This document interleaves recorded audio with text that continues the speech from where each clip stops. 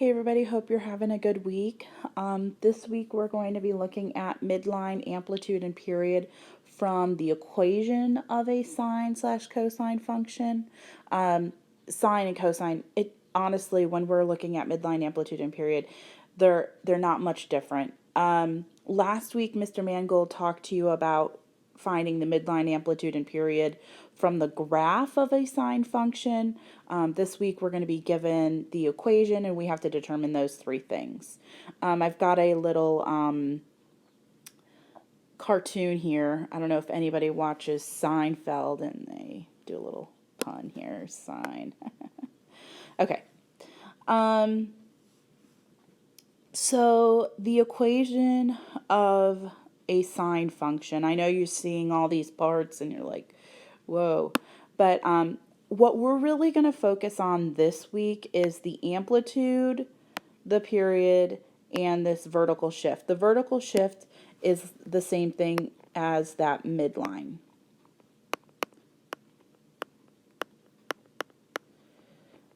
So we're really going to focus on this A, this B, and that K. So the amplitude, remember, that's just like how high up and how high below that midline is. Mr. Mangold talked to you about that last week. The midline is that line that kind of cuts through the middle of the sine function or the sine graph. And then the period is how long or how far does it take to complete one cycle of the sine function. Okay, now you see this period to find, that's probably going to be like the most difficult piece to find in this week's lesson, and it's really not all that too bad, but this, you see how we have 2 pi over b. Well, the reason why we use 2 pi is it's going back to that lovely unit circle. It takes 2 pi to complete one cycle of the unit circle. To go once around the unit circle is 2 pi. Okay, so that's why it's 2 pi divided by this b value here. Okay. All right, let's do some examples now. All right, what is the midline equation of the function?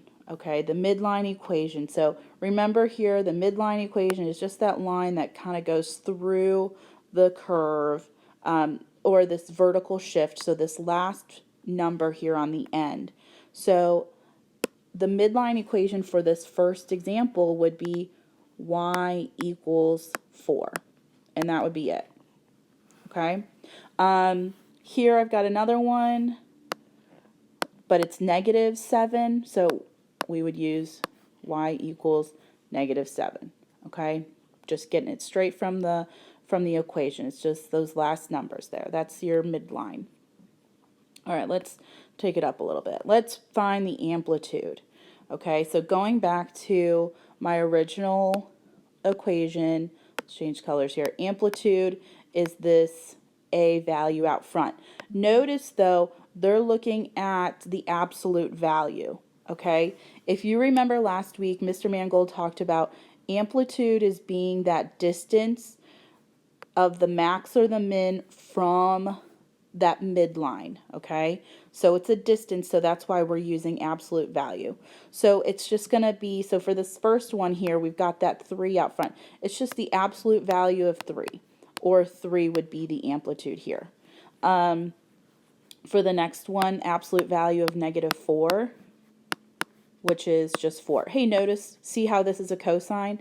Nothing really changes. Honestly, what will change is where the graph starts, and we'll get into that more next week when we're starting to graph these things. But when we're just trying to find like amplitude or midline, it's all going to be the same whether you're dealing with sine or cosine. Okay, so the last part is the period of the function. Okay, so I'm going to go back to my my general formula here. Choose a different color.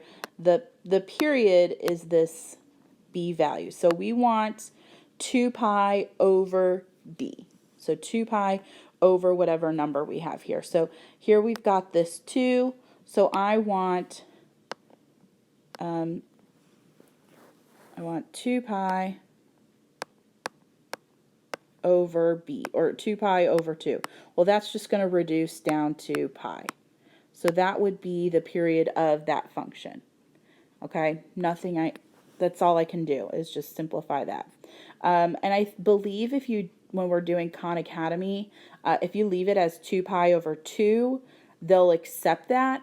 But when you're dealing with like the SAT and the ACT next year, when you take that, they'll probably want you to simplify it. So just, make sure you get in that habit. The next one here, we want 2 pi over our b value. Our b value is -7.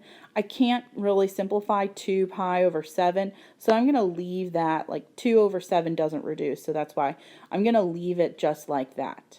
And that would be the period of that function.